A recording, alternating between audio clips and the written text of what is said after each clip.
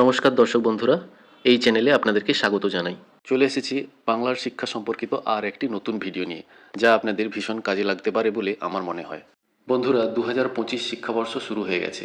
সেই সঙ্গে শুরু হয়ে গেছে স্কুলগুলিতে নিউ অ্যাডমিশন প্রক্রিয়া। নিউ অ্যাডমিশন প্রক্রিয়া মূলত দু ধরনের হয়ে থাকে। প্রথমত, প্রাইমারি স্কুলগুলিতে প্রি প্রাইমারি ক্লাসে ডিসিএফ বা ডেটা ক্যাপচার ফরম্যাটের মাধ্যমে নিউ অ্যাডমিশন। দ্বিতীয়ত, ট্রান্সফার সার্টিফিকেটের সাহায্যে নিউ অ্যাডমিশন। স্কুলগুলি ট্রান্সফার সার্টিফিকেটের সাহায্যে বাংলার শিক্ষা পোর্টালে কীভাবে নিউ এন্ট্রি করবেন, এই ভিডিওতে তা নিয়ে আমরা বিশদে আলোচনা করব। ট্রান্সফার সার্টিফিকেটের সাহায্যে নিউ অ্যাডমিশনের ক্ষেত্রে দুটি গুরুত্বপূর্ণ বিষয় অবশ্যই জেনে রাখা দরকার। এই অ্যাডমিশনের ক্ষেত্রে কোনো ডিসিএফ ফিল আপ করতে লাগে না।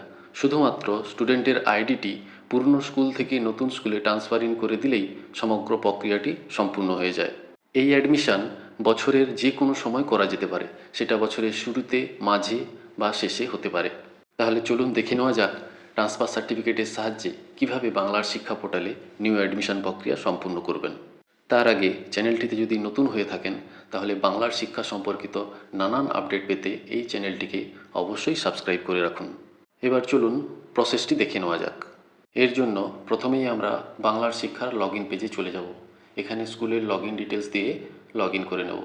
এক্ষেত্রে যারা নিউ অ্যাডমিশন নিতে আসছে, তাদের হাতে ট্রান্সফার সার্টিফিকেট থাকা বাধ্যতামূলক।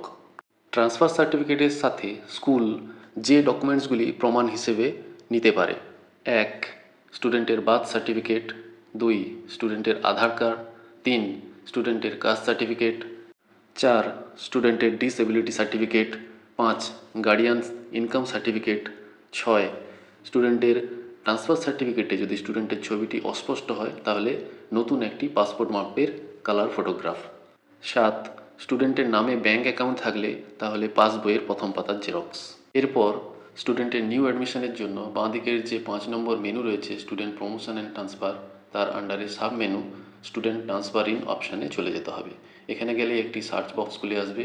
এখানে যে স্টুডেন্টটাকে ট্রান্সফার ইন করতে চাইছি তার আইডি দিয়ে সার্চ করলেই স্টুডেন্টের ডিটেলসটি বেরিয়ে আসবে। একটু স্ক্রল করে নিচের দিকে এলেই স্টুডেন্টের এডুকেশনাল ইনফরমেশনের অপশানগুলি খুলে যাবে। এখানে বেসিক কিছু ইনফরমেশান দিতে হচ্ছে। প্রথমেই রয়েছে অ্যাকাডেমিক ইয়ার।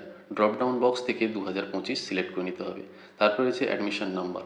অ্যাডমিশন রেজিস্টার দেখে সিরিয়াল নাম্বার দিয়ে দিতে হবে। তারপর রয়েছে অ্যাডমিশন ডেট। এখানে ক্যালেন্ডার লিস্ট থেকে অ্যাডমিশন ডেটটি সিলেক্ট করে নিতে হবে। তারপরে রয়েছে প্রেজেন্ট ক্লাস, কোন ক্লাসে ছাত্রটিকে ভর্তি করাতে চাইছেন। তারপর রয়েছে প্রেজেন্ট সেকশন। প্রেজেন্ট স্ট্রিম এখানে দেওয়ার দরকার নেই। তারপরে রয়েছে প্রেজেন্ট রোল নাম্বার, অর্থাৎ কত রোল নাম্বারে বাচ্চাটিকে ভর্তি করতে যাচ্ছেন।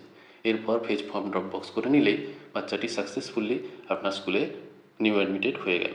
ভ্যালিড ট্রান্সফার সার্টিফিকেট থাকা সত্ত্বেও কোনো স্টুডেন্টকে ট্রান্সফার ইন করতে গিয়ে যদি এই রকম মেসেজ দেখায়, নো রেকর্ড ফাউন্ড, তাহলে কি করবেন? এক্ষেত্রে দুটি কারণ হতে পারে। যে স্কুল থেকে বাচ্চাটি ট্রান্সফার সার্টিফিকেট নিয়ে এসছে, সেখান থেকে তার রেকর্ডটি মুছে দেওয়া হয়েছে, অথবা সেই স্কুলেই তাকে ট্রান্সফার ইন করে নেওয়া হয়েছে। এক্ষেত্রে স্টুডেন্টটিকে স্টুডেন্ট এন্ট্রি আপডেটের নিচে স্টুডেন্ট এন্ট্রি অপশানে গিয়ে অনলাইন ডিসিএফের সাহায্যে নিউ এন্ট্রি করে দেখা যেতে পারে। যদি নিউ এন্ট্রি সাকসেসফুলি হয়ে যায় এবং স্টুডেন্ট কোড জেনারেট হয়ে যায়, তাহলে ঠিক আছে। নতুবা যদি ডুপ্লিকেট এন্ট্রি দেখায়, তাহলে কোন স্কুলে স্টুডেন্টটিকে ডুপ্লিকেট দেখাচ্ছে সেই স্কুল থেকে তাকে পুনরায় ট্রান্সফার সার্টিফিকেট নিয়ে আসতে বলতে হবে। এক্ষেত্রে আরও একটি সমস্যার উল্লেখ করা প্রয়োজন। অনেক সময় দেখা যায় ট্রান্সফার আইডি দিয়ে স্টুডেন্ট সার্চ করার পর স্টুডেন্ট ডিটেলসটি বেরিয়ে আসে। অন্যান্য সমস্ত ফিল্ডগুলি অ্যাক্টিভ থাকলেও প্রেজেন্ট ক্লাস এই অপশানটি কিছুতেই ওপেন হয় না। তার জন্য বাচ্চাটির ডেট অফ বার্থ চেক করে নিতে হবে এবং বয়স অনুযায়ী তার কোন ক্লাসে পড়া উচিত সে বিষয়ে তাকে সুপরামর্শ দিতে হবে। ট্রান্সফার ইন করার সময় ডেট সিলেকশনের ক্ষেত্রে স্টুডেন্টের ট্রান্সফার সার্টিফিকেটটি ভালোভাবে দেখে নেবেন।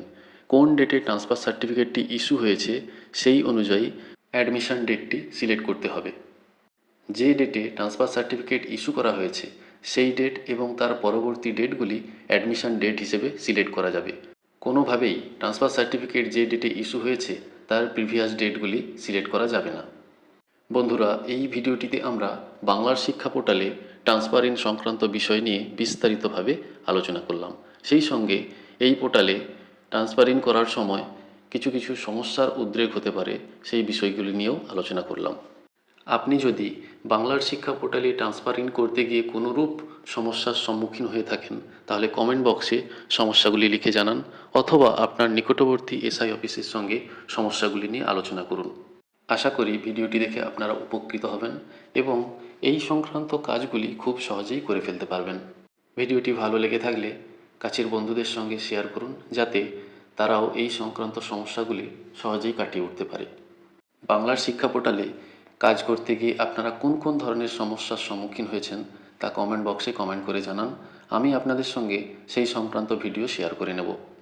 সবশেষে রিকোয়েস্ট করব, চ্যানেলটিকে যদি এখনও না সাবস্ক্রাইব করে থাকেন তাহলে অবশ্যই সাবস্ক্রাইব করে নিন, কারণ চ্যানেলটি সাবস্ক্রাইব করা থাকলে এই সংক্রান্ত যাবতীয় আপডেট সবার আগে আপনার কাছে পৌঁছে যাবে, যা আপনার জন্য উপকারী হতে পারে অথবা অন্য কারোর কাছে উপকারী হতে পারে। বাংলার শিক্ষা সংক্রান্ত আরও নানান ভিডিও আপনারা এই চ্যানেলের ডেসক্রিপশন বক্স থেকে পেয়ে যাবেন।